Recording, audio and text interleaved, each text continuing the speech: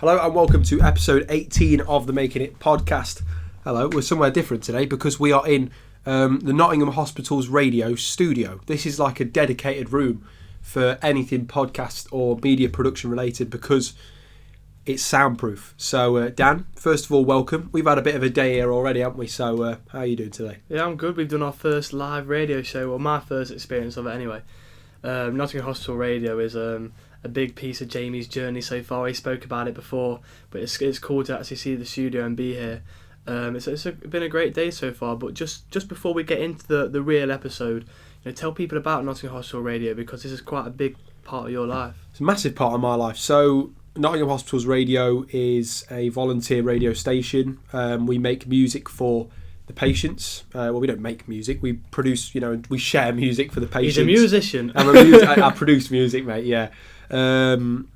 Shout out to DJ Aconite, by the way, because he actually does produce music. So listen to that podcast that we did, that Dan did just a couple of weeks ago. But I, I've been here for 4 years and this place is just amazing. You can actually see Joe. He's doing a show live. Just behind us. This is what I really wanted to get in there. Joe has given us his permission, so he's giving you a wave there. So Joe's doing a sports show at the moment, but we provide music, sports, outside broadcasting to patients who are in hospital and having a bit of a bad time. So it's something to make people feel a bit more comfortable and try and enjoy their stay. So that's a bit about what we do. Brilliant, and it's good to be back here. It's cool to be in another location again. We've done a few now. The pub, we've done one up in Newcastle. We're now Nottingham Hospital Radio. But something I just want to jump into now is I think who you surround yourself with is a big thing. And on your journey, who you surround yourself with is going to almost not dictate your journey, but taking it in a certain direction. And we see people sometimes, they may hang around with people who they shouldn't really be. You notice yourself when you hang around with someone. I notice when I hang around with you, I'm going in a better direction with my life. But I also think we should surround ourselves with different perspectives, because you can see someone doing something different, you can go, I'm not going to hang around with them because they're doing something different. But you can pick up pieces of information, like we spoke on the last podcast, like a bee. Take the pollen and interpret it in your own way. Unless their perspective is crazy. I just wanted to know what you thought about that, about who you surround yourself with and not always having yes people around you, people who always agree with you. I always talk about it. Like my teacher said to me when I was in infant school, it's like who you surround yourself with is important. Pick your friends wisely. That's what she always said to my mum. And she said to me, if you pick your friends wisely, you'll be fine. But if you don't, you'll find out later in life why I said what I said. And it's so important, because you are what you surround yourself with. What your environment is the environment that you will then grow in. It's the environment that you will, sort of succumb to. So if you've set up an environment for yourself where, like I'd say you have, where you've got good friends, you've got good family, you've got a good structure to your life, then you'll be fine. But for a lot of people, they feel the need to be friends with different people for various reasons, to be popular or to make themselves feel a bit better, when in reality they're not really good for them. But that's everyone's different path, and you as frustrating it might be to see people doing that, you have to just live your own life and just worry about yourself, because at the end of the day, in your life, you are the only person that matters for you. Obviously your family and everything, you care about them, but you got to focus on yourself. And I find when I'm at uni, I've got good people around me who have different perspectives, but because they're all uni students, they all back the fact of going to uni. So that's why sometimes I find it interesting when I come back home and I speak to people who didn't go to uni, and I get to see their different perspective of a life which isn't studying, it's just going straight into a job or going straight into something to kind of earn some money. So that's an interesting thing. And another thing I wanted to speak about, because I know you've had a bit of a tough time lately. You've spoke about your surgery on the podcast and things like that. I think, and I know I've recently had a few thoughts to myself, and I think on your journey, whatever you're making it in, you're going to have doubts. You're going to have weak moments, if you want to call it that. Yeah. Moments of fear. I think we have to remember as people that you're not going to see those moments in people. A lot of things seem to be a bit of an image, because naturally they are, because we don't see everything about everyone. Talk to me about that. When it comes to a certain feeling where you almost feel alone in it, because we don't see other people's low moments. We don't see people at their worst. Maybe not their worst, but you get where I'm coming from. Speak to me about when you're in a situation where you feel like you're in there alone. Because it doesn't feel common because people don't talk about it, when realistically it's a lot more common than people think. Yeah, I think that... Sorry, Joe's just started his live show. You can see the things flicked on. On a serious note, like that first week was really tough because I kind of sat down and I had the first night that I came out of bed after like 2 days of being in bed, I was like trying to sit down and have food with my parents in the living room and trying to just socialise a bit more, and it was really difficult because I couldn't really walk properly, you know, as you saw. And you know, the thing I said to them was just keeping stuff to yourself and being alone is really, really crap. Like, it is the worst feeling. If you're going through something like, you know, keeping that, like, you know, the situation I was in, just a long time of dealing with it myself. Bottling up that feeling, and then when it came to it, obviously it was sorted and it was fine, but bottling up that feeling, it just makes it so much worse. So if you're struggling with something and, you know, you feel you need to deal with it in whatever capacity that is, whether you do need a surgery or you just need a therapist or you just need to talk to your mate, just do it, because bottling up is just so bad, because one day it's just going to overspill and then, you know, you can't deal with it. You know, and I'm walking about now. We came to the QMC where the studio is today, and I'm feeling a lot better.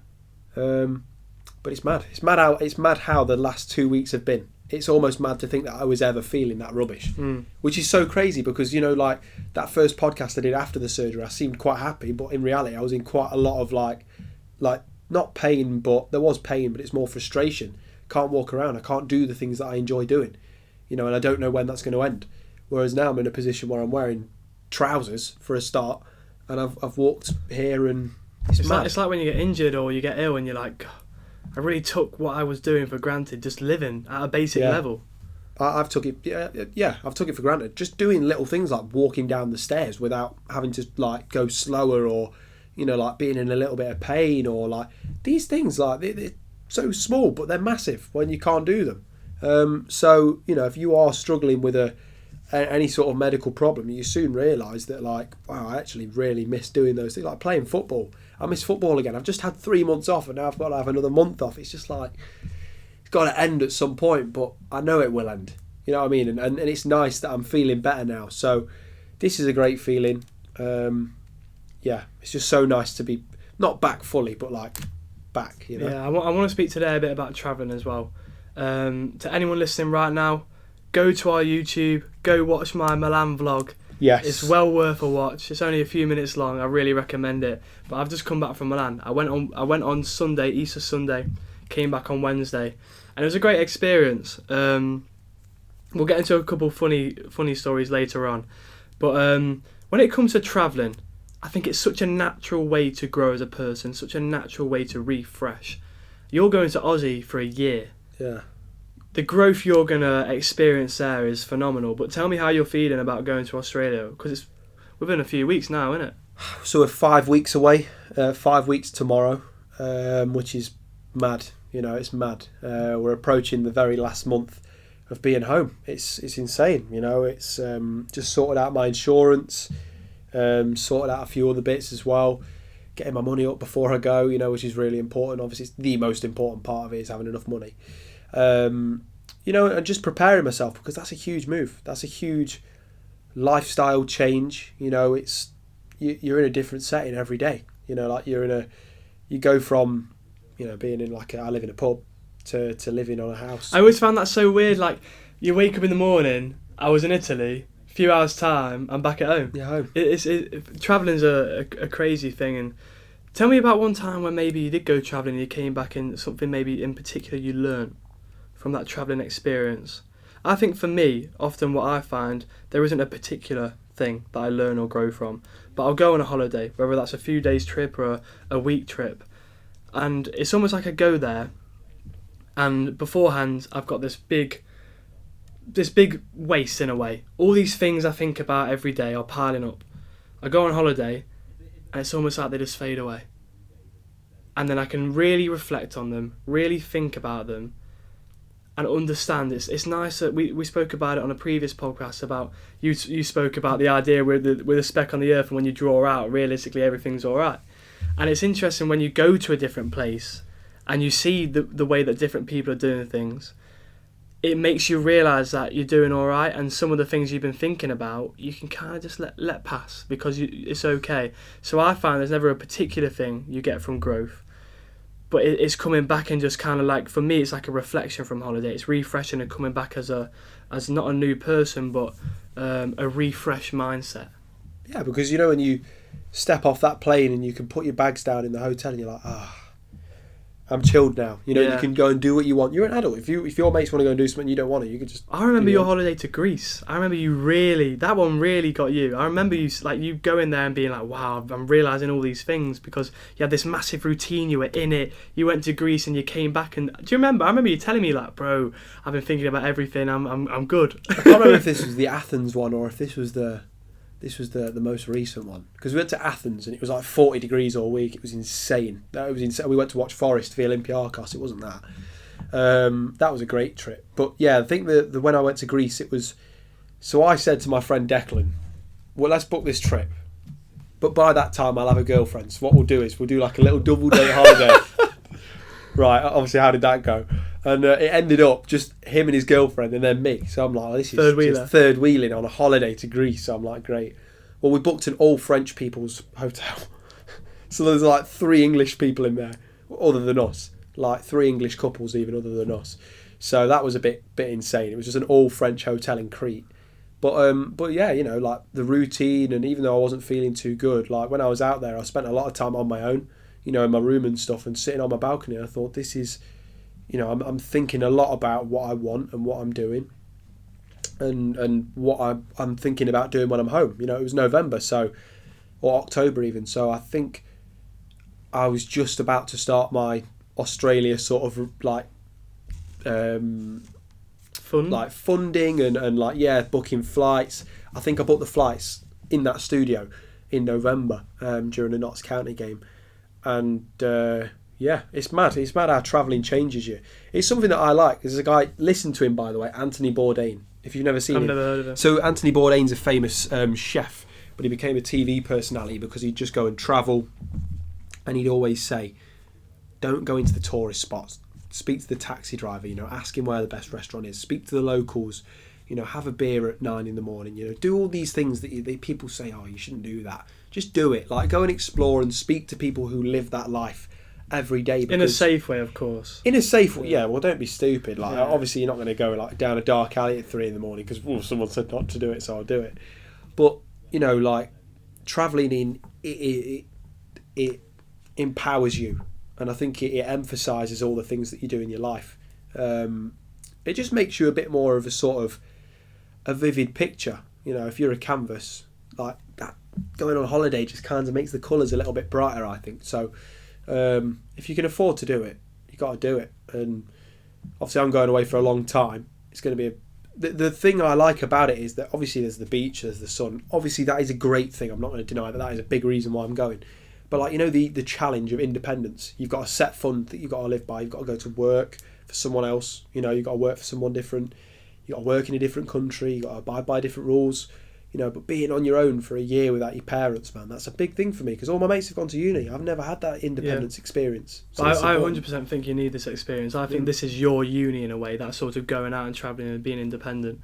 I want to kind of draw it back from the bright side of travelling, and I want to think about I'm saying it's great to travel because I go away and I reflect and I come back refreshed, but the question is, what am I refreshing on? The question is, why do I need to refresh? And I think we all have our dark thoughts. Everyone has their dark thoughts. For me, I find they're quite reoccurring. Whether that's to do with my relationship, whether that's to do with doubts about my career, specifically to do with my relationship, that maybe relationship anxiety, maybe jealousy about the past, maybe those sort of dark thoughts, things you can't necessarily change, but you kind of have to accept and not resent. And I struggle sometimes because when you get a thought, right, it comes into your head. Before, with certain thoughts, I maybe let them, I kept thinking about them. How can I justify this? How can I move away from this thought? Then I got through this sort of phase where a dark thought came into my head, and I let it sit there. I let it be, and I let it pass. But for me, I find it's difficult because it's almost like you find a new strategy for dealing with your negative thoughts, your dark thoughts. and it's like, oh, it don't feel like it's working anymore. But in life we have to adapt. But I think dark thoughts are the hardest things to deal with in life, man, because they're difficult. And I find that they just reoccur, and it almost feels like they have to stop with me. But I want to talk to someone about it. But then I feel like, am I mouthing it? I want to write about it. But then I feel like, am I thinking about it too much? I feel like it is your own thing. It is your own way of dealing with it. And I don't think I found my own way with dealing with it yet. I think there's been things that have helped. There's been things on my journey where I've had dark thoughts and maybe a positive distraction has helped me. But I don't know if there ever is a right way to deal with your dark thoughts. I think maybe thinking, oh, one day I'll find a solution is probably the way we're going down the wrong path. But with dark thoughts, brother, man, they're difficult, aren't they? Yeah, super difficult. I think my way of dealing with this week has been tough. This week has been tough. I've been on the phone to you a few times, just ranting about things, and there's definitely been times this week where I've been like that. Just for the listeners, the reason why is because obviously after Jay's surgery, he's been inactive. Basically, you can't really do too much. It's basically like having an injury in a way. Yeah, and it's been and this week has been challenging because again I just want to go out to do normal stuff again, like work. I've not been able to work for 2 weeks. So, I think I deal with it by putting music on. I deal with it by just putting... music's such a magical thing. Important, like stuff like today, that's so good for your soul. Like, it's so good just to come and do music. And people will say that's just a cringe way of dealing with it, but the same people are wondering how they can deal with their problems. Like, I just sit down in my room, I do some work and I put some music on. Just keep yourself distracted, and alright, distraction doesn't fix things, but if it's a problem that will go away, i.e. it's not like a problem where you've got a deadline to do some work, well then it's a problem you can fix. If it's something that, like a dark thought or a dark cloud that's kind of come over you, just let it pass. Just put some music on and it'll pass, and you can say, right, I'll go to sleep now, and that's it. Go to sleep on a good note, and and just kind of sleep it off. There's no direct solution for any of your problems, but if you've got a sort of coping mechanism that you can use. I like that, brother. I never really thought about that because I've always said to myself, okay, I've got a dark thought. Let it come in, accept it. I know why. I've understood at this point because it's been going on for a while. Maybe a certain dark thought I've had. It's reoccurring. I understand why I've got it now, but why is it still there? Is the question. And I think like I said just a few moments ago, these things don't tend to go away. They tend to stick around because they're dark. They're deep. Deep things aren't easy to deal with. But I like that idea, man, about letting the sort of grey cloud pass over, and then using like a positive distraction to help it pass over a bit easier, a bit nicer, a bit like listening to music. Bro, I never really thought about that perspective of it. You should do it because when like this week, for example, there's been times where it will just come randomly. Like I'll be in a really good mood and then it's coming over. And that's the worst one, bro. It just hits you at random moments, bro. And it just hits you. And the thing is, it throws you off. So you are going to feel pretty rubbish. And the feeling rubbish part, you can't stop. Like that will hit you at some point in your day, in your life, in whatever period of time you want to say it. But it's then about, okay, what now? So that back to that, what now? Put some music on, give it a little think, think about it. But I think the biggest thing that people think is when I've got a problem there, and it's like a black, grey cloud or whatever, I have to deal with it now. I have to immediately face it head on. It's like you don't. Sometimes you can literally just let it pass and deal with it and just let it just absorb and just take it for what it is. But sometimes people get frustrated and they outdo themselves because they go, right, I'm going to face you head on right now. And you think, but now isn't the time. It's 10 o'clock at night and you're tired. You've had a busy day. You don't need to be facing these things heads on. You just need to put some music on, relax, and wait until either it passes or you're in a better sort of mindset to deal with it. That's how I think about it. But one thing I want to jump into is we went for a coffee yesterday, didn't we? And we didn't do a podcast there, so don't think that this is like a rehashing what we said yesterday. But you're back home, and obviously you're going back on Monday. How has it been for you, being back? Because you said you were enjoying it probably more than ever, or... Yeah, I agree. I've enjoyed being home a lot more than ever because, we talk about them dark thoughts. It's almost like, for me, Newcastle is this land of opportunity. That's the way I view it. It's almost like a happy place to say.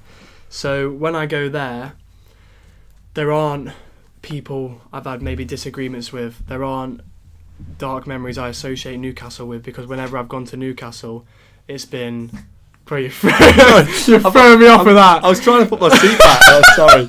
Yeah, I was trying to put the seat thing forward like that. But I've never really had an issue with Newcastle because I've been there, a couple of years at uni. Everyone's there for a good time. Yeah. But at home, you grow up, and in your youth, in your childhood, growing up, there's going to be times where things happen because you're learning, you're figuring things out. What's Bro giggling at, man? You giggling there. Breathe.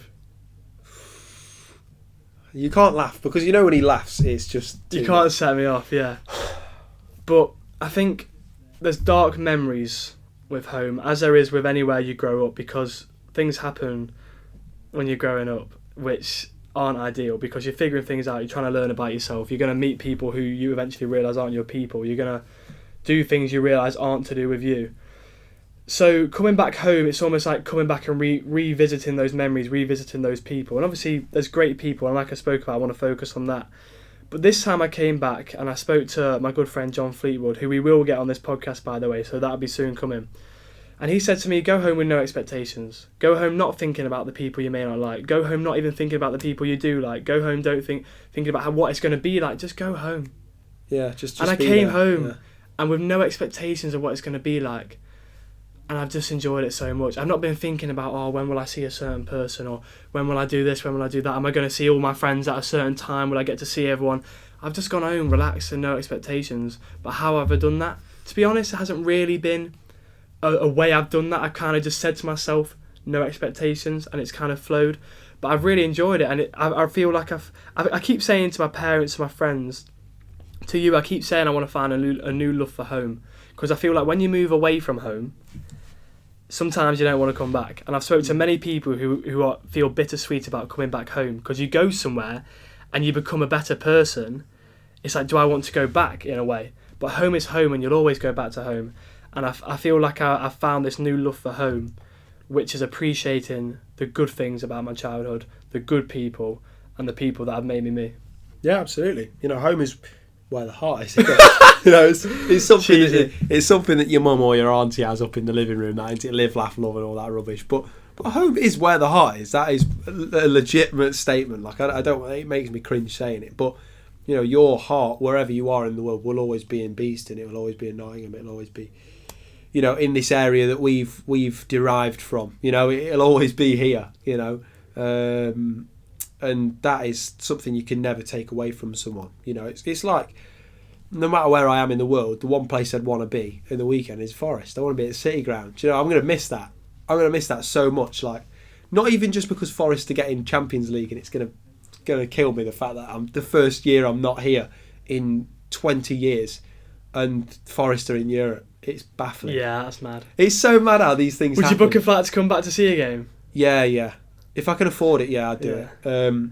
The wages are pretty good in Oz, so if I can save up a bit of money, I found a China Eastern flight, and it's a 2-week flight, and you come back it'd be just before Christmas, it'd be like November time, so I'd come back for 2 weeks, watch Forest, and then go back.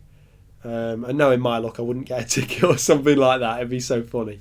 But yeah, life is so funny, and where you are from, it's people are quick to forget it. I think people say a lot of the time they don't like where they're from, or they kind of shame it, but you should take some pride where you're from. Nottingham's a brilliant place. It has its problems. There's loads of problems. There's definitely issues with Nottingham, and there's been problems as we've grown up with Nottingham, but this city, man, it is special. It's a special place. I've grown to realise that now, because when you grow up somewhere, you're used to it. Yeah. It's your natural habitat. Yeah, you don't know anything else. So yeah, you don't know anything else. But coming back to Nottingham, like I said to you earlier, like if I wasn't from Nottingham, going to Nottingham Uni would probably be quite a big thing for me. I probably would put it on my list. I want to speak to you about image as well, because there's this bloke called Robert Greene. I don't know if you ever heard of him. He wrote that book, 48 Laws of Power. But one time he was on Diary of a CEO, and I heard him speak about the fact we're all actors, and we're all playing a person. And in a way, I guess you can never really fully understand someone. The only person who fully understands you is yourself. So in a way, we are kind of acting. But I think if you look at life, especially these days of social media, a lot of things are an image. That leads to a lot of comparison. And we've spoke about comparison on the podcast before. Now, you can't fully understand someone's journey unless you're them. Right. And I feel like a lot of things in life are an image, because people want to portray their best self. No one wants to go, oh, I just woke up this morning and done something terrible. No one wants to admit that. Some people will be open and honest, but a lot of life is an image, and in a way a lot of us are actors. Not in a negative way, but in a natural way. Right. And I think that I think about something like I don't know, your surgery or a dark moment, something which maybe you feel like you're the only one going through. I feel that comes through image because people don't open up too much about their vulnerable moments. Realistically, we connect with people and we have vulnerable moments with people, but that's not open to the public. Sometimes it is, but most of the time it isn't. And I feel like we're always figuring life out, but we're not actually figuring life out based on real moments. A lot of things are an image. I just wanted to kind of get your idea of that concept of life being a bit of an image in a way. Like, not everything you see is completely real, and understanding that you have to have that awareness that what you're seeing isn't the full truth of it. Everyone's a brand, aren't they? Everyone's a brand. Like, you are your own brand. You know, you are Daniel.com or whatever. You know what I mean? Daniel.com. Daniel.com. I don't know what website that is, so I'm hoping it's nothing dodgy, but you are Daniel.com. Like so that, too. you are. You're a brand. Like, you know, you are You're your own head of research. You're your own head of communications. You are your own boss. You are everything. You're the CEO of your own life. So how are you going to build this brand of yours? Maybe you don't want to be this multinational company that everyone knows about and everyone wants to buy. Maybe you just want to be this small company that does his thing, and that's your life. That's cool. You can just be the corner shop. Do you know what I mean? You can just be that, or you could be the Tesco. Do you know what I mean? Like, do you get what I'm trying to say? Like, you are your own head of everything, and it is important that your brand reputation is decided by you. As long as your image, in my opinion, it's a shame that we don't get to see everyone's authentic self all the time, because it'd be interesting to see what people are really like. But I get why you can't, because if I had my authentic self on commentary at Wembley tomorrow, there'd be, you know, a bit of swearing, it'd be a little bit more sort of fan-esque, you know, but that's just because of who I am in a normal conversation. But, you know, as long as your image or your brand is decided by you, and you are the main decider of what you choose to do with it, that's okay. But, you know, as soon as other people start directing your brand and telling you what's best for your company, then that's when it becomes a problem for me. I don't know what you think about that, but I think too many people's brands are controlled by other people and how they've built theirs. You've got to build your own brand in your way, and you've got to discover what things work and what things don't through a litmus test that only you can carry out. That's just how it goes. Yeah, I agree on that idea of people kind of building their own brand, their own person, based on other people's external influence, is a very easy thing to fall into, and we all do it. And it's okay, by the way, to be influenced by other people. Of course, yeah. But it's who decides. Yeah, of course. It's all interesting stuff, man. I think at the end of the day, we're all figuring things out. No one will ever know it all, and no one will ever kind of get a grasp of everything that's going on. There's a lot going on in this world. But to bring it out of a deeper context, I want to speak a bit about my holiday, just a little bit. You've been to the San Siro. I have. It's amazing. If anyone's a big football fan watching this, go and watch a game at the San Siro. Wow. So we were going to get an Uber to the San Siro. It was 8 p.m. Quarter to 9 was kickoff. We're looking at Ubers are unavailable. So we get on them line bikes. Me and my good friend Ollie, he'll be listening, and Logan, Josh and Aaron went to get some others. But we're in a rush, me and Ollie. We get there. It's a massive stadium, innit? We're running round. We get to the other end, trying to find our gate. So you didn't use the metro? No, we use line bikes. My dad said the same thing. That's so. But that is silly. We got to the stadium, and me and Nella are just running up this massive spiral to get to the God tier, and I walked in, and it was phenomenal. It was amazing. And that actually leads me on to something. I made a video in there about sports psychology and familiarising yourself with the crowd and using the crowd to your advantage as a footballer. And I put it on TikTok, and I got I got ripped in the comments for it, a bit of backlash. Just watch the game, mate, things like that. And just while I'm talking about this story, if you're going to produce content, if you're going to do something with your life that is in a good way, you're not doing anything bad, and people are going to say a few things about it, let it come in. Because if you're doing content, it'll get you a few viewers, and at the end of the day, obviously sometimes someone might say something that affects you, but if you're doing something for a good purpose, and there's no bad intentions behind it, and people are just being negative, let them be. But the game was phenomenal. And the next day we go to Lake Como. And for anyone, I recommend Lake Como, Lake Garda, any of those Italian lakes. They are phenomenal. Yeah. So Ollie organised it, and I'm not saying anything against his organising. He is basically. I'm not at all. It's just we, as a group, we kind of had an idea, but it kind of had to work in a way. But we miss the first metro, we get the second, and we get to the train station in Milan.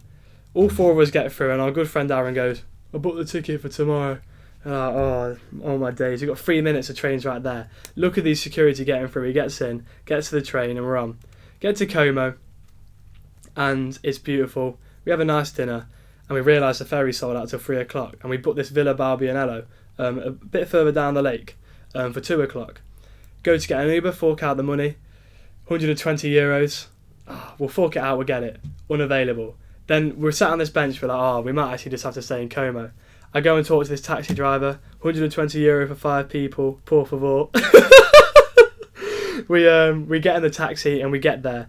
But the moral of that story for me is we had an idea, we had a plan, but it didn't quite work. But at the end of the day, if you look at the day, it was beautiful, and the fact it was a bit of an adventure, we kind of had to get ourselves from A to B without really fully knowing how to, made the day. And I think that goes to life. And I think if we look at this making it journey, that's the purpose of this podcast. Your journey's not going to be planned out.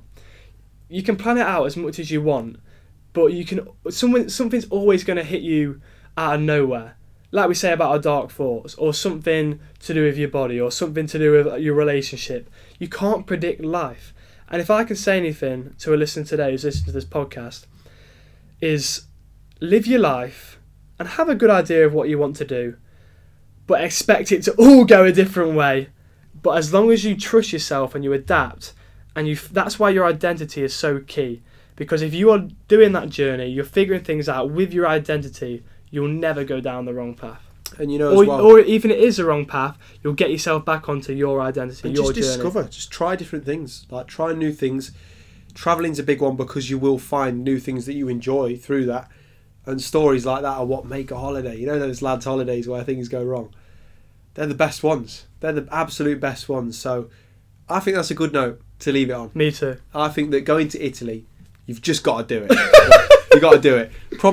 Probably don't be disorganised. And don't search up Daniel.com because I don't know what's going to be on. I'm going to have to search it up because I want to know what's on this website you've been creating, Dan. But anyway, that was episode 18 of the Making It podcast from the studio. With Joe in the background. I wonder if Joe can see us. Look at him. He knows. He knows. Hey, there we go. And that's what we'll end it on. Joe giving us a wave. Thank you for listening. Take care of yourselves. And we'll see you next Tuesday at 10 in the morning. See you in a bit. Take care, people. Bye. Feel so right.